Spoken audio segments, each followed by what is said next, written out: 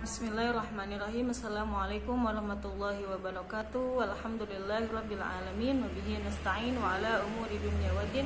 Wassalatu wassalamu ala asyrafil anbiya'il mursalin wa ala alihi wa ashabihi ajma'in. Allahumma shalli ala sayidina Muhammadin wa ala alihi wa sallim salatan tahullu bihal 'uqad wa tufarriju bihal qurab wa tuzilu bihal darar wa tuhawwinu bihal umur si'ab wa turdika wa turdi wa tarda biha anna ya rabbal alamin.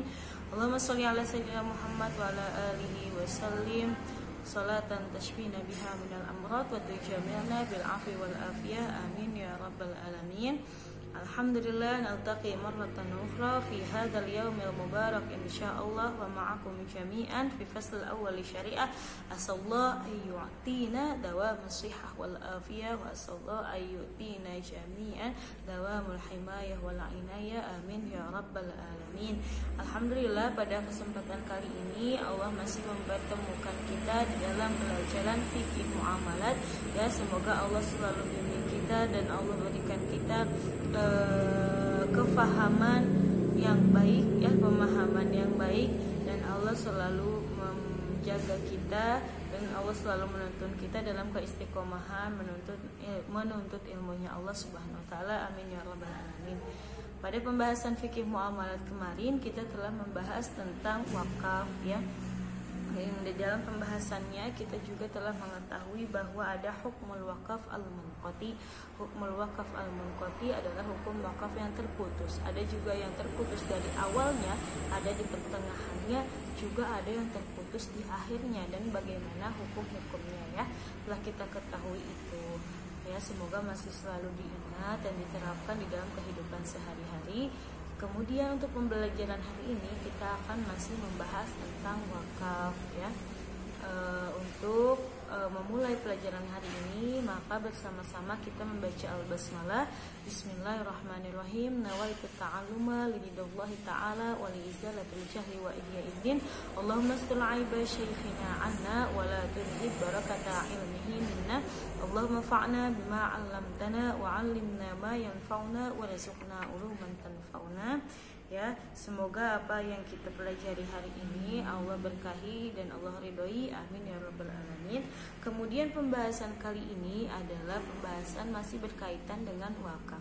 Masih diingat, ya, kemarin apa itu wakaf, ya, karena di kehidupan sehari-hari kita, terutama kita di pondok pesantren, sangat kental sekali dengan kata-kata wakaf, ya. Adapun sebagian pondok pesantren yang mana tanah pondoknya tersebut merupakan tanah wakaf yang diwakafkan oleh orang-orang untuk kaum muslimin. Masya Allah, semoga menjadi salah satu amal atau sedekah jariyah yang tidak akan terputus pahalanya, meskipun orang yang mewakafkan atau orang yang melakukannya telah wafat atau telah tiada di dunia. Karena di dalam hadis adalah idza mata ibnu adam in qata'a anhu amaluhu illa min thalas. Salah satunya adalah shadaqah jariyah. Wa qala ulama shadaqah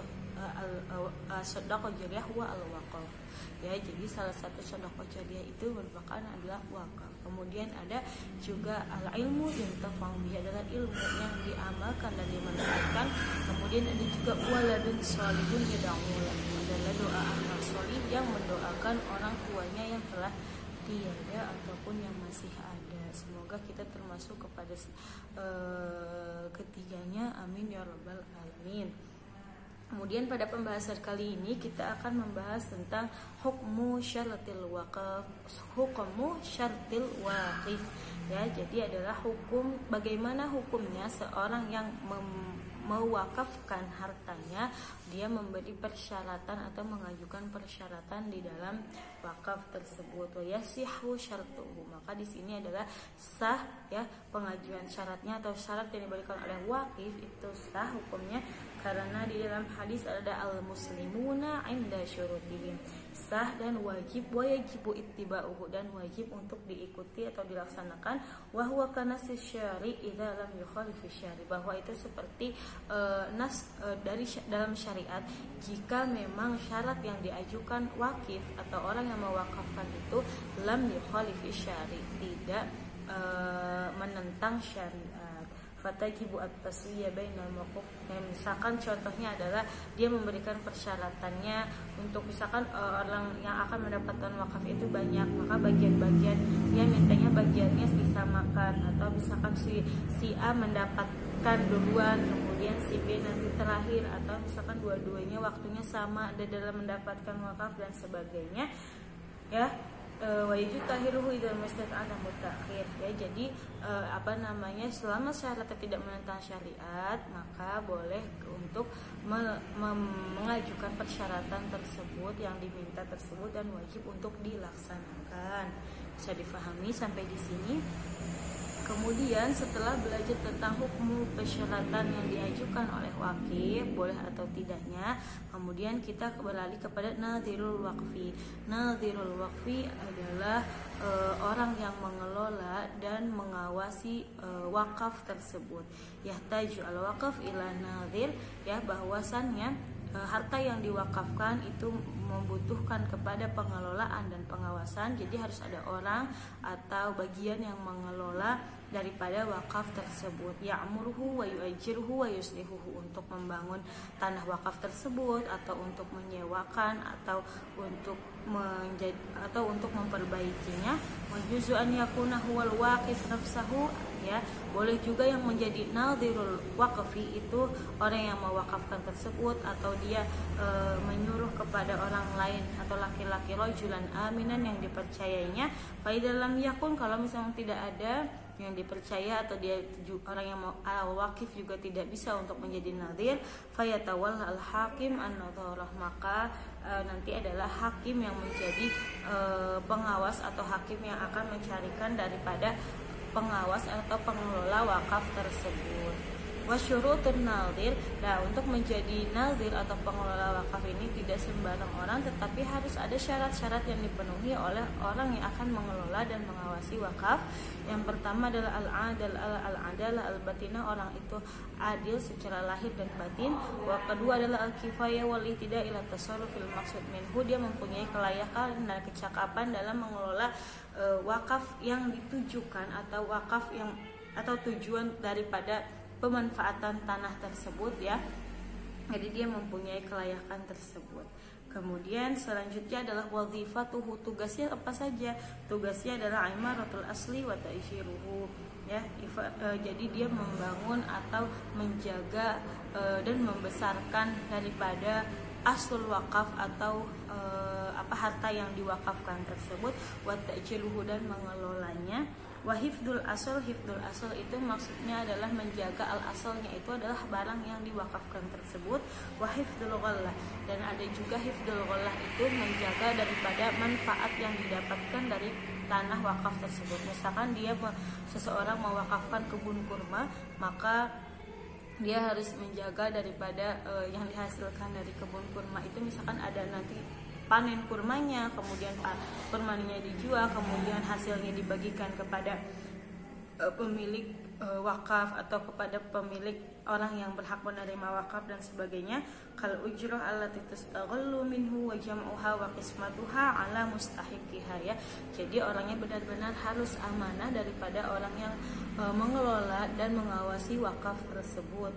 Kemudian azlun nadhir, ya, azlun nadhir itu adalah melepas jabatan pengelola ini. La yajuzu lil waqif azlun nadhir al muayyan halatal waqfi, tidak boleh bagi seorang al waqif atau yang mewakafkan untuk misalkan mencopot jabatan nadhir itu ketika dalam masa wakaf tersebut. Tapi kata wakifnya, saya akan mengganti dia karena dia sudah tidak mempunyai ahliyah atau tidak mempunyai kelayakan untuk mengurusi wakaf tersebut. Maka yang berhak untuk menggantinya adalah hakim, ya. Jika hakim menyatakan bahwa seorang itu sudah tidak layak atau memang ada tidak amanah dan sebagainya, maka berhak untuk diganti atau dicopot daripada an-nadhir tersebut. Kemudian ujratun nadhir, upah yang diberikan kepada an-nadhir atau pengelola tersebut, ya'khudhu ma syurita lahu wa insada ala ujratil mithli, adalah diambil daripada yang telah disyaratkan dan telah disepakati. Jikapun ada tambahan, maka tambahan dengan ongkos atau upah yang distandarisasikan. Kemudian selanjutnya adalah nafaqatul mauquf wa mu'natut tajhizihi, ya, nafkah atau misal biaya pengelolaan daripada barang yang diwakafkan atau al mauquf, ya, wa mu'natut tajhizihi, dan biaya daripada pengelolaan seperti tadi memperbaiki, pembangunan dan sebagainya, ala hasabi syartil waqif, adalah dari hitungan yang disyaratkan oleh pada orang yang mewakafkan atau al-waqif. Misalkan imma min malihi, orang yang mewakafkan mensyaratkan bahwa pengelolaan harta atau biayanya itu dari dirinya, atau min mali al-waqfi, ataupun daripada pemanfaatan daripada barang tersebut, atau misalkan tadi kemudian seperti tadi yang min fawaidihi, daripada pemanfaatannya, atau misalkan jika tidak ada nafkah atau tidak ada biaya lagi untuk mengelola wakaf tersebut, maka min baiti malil muslimin, daripada bait malnya orang-orang muslim, karena wakaf itu tersendiri juga dikhususkan untuk kaum muslim untuk mendekatkan diri kepada Allah Subhanahu wa taala, ya. Jadi jangan sampai wakaf itu terbengkalai. Al-waqfu lazim, kemudian wakaf ini sendiri hukumnya adalah lazim, fala yajuzu lahu ar-ruju' fi ma ba'd, maka seorang yang telah mewakafkan hartanya tidak boleh menarik kembali harta wakaf tersebut untuk dimanfaatkan untuk diri sendirinya. Jadi wakaf itu akadnya adalah akad lazim yang tidak boleh terputus atau diputuskan seenaknya, dan bukan akadu jaiz, dan bukan al-waqfu jaizun, ya. Bisa dipahami sampai di sini. Kemudian hukmu bai'il waqfi wa taghyiri hay'atuhu, la yajuzu bai'ul waqfi wa la hibatuhu wa in khariba, wa kadzalika yamtani'u taghyiru hay'atihi ka ja'lil bustani darnya. Jadi tidak boleh menjual belikan atau mengubah daripada harta wakaf yang telah diwakafkan tersebut, ya. Apalagi menjual belikan wakaf, karena ini wakaf udah maksudnya untuk niat mendekatkan diri kepada Allah, dimanfaatkan oleh semua orang, adapun yang dikhususkan tetapi tidak boleh untuk dijual belikan, dan pun tidak boleh untuk diberikan kepada seseorang, wa in khariba, ya. Meskipun barang wakaf tersebut telah rusak, gitu, ya. Bisa dipahami sampai di sini, ya. Untuk pelajaran hari ini kurang lebihnya saya mohon maaf. Cukup untuk sampai ini untuk sekarang kita menjelaskan tentang hukum syartil waqif, kemudian nadhirul waqfi, kemudian ada juga tadi nafaqatul mauquf atau mu'natut tajhizihi, ya. Bisa dipahami sampai di sini. Semoga apa yang dipelajari hari ini bermanfaat. Jazakumullah khair ala husnul ihtimam. Nafa'ana Allah bi ulumil masyayikhina fid dharaini. Ya, jangan lupa untuk mengumpulkan catatannya pada malam hari ini. Kurang lebihnya saya mohon maaf. Apabila ada yang kurang jelas silahkan ditanyakan langsung, ya, kepada saya. Semoga Allah selalu membalas kebaikan kalian dengan sebaik-baiknya balasan. Assalamualaikum warahmatullahi wabarakatuh.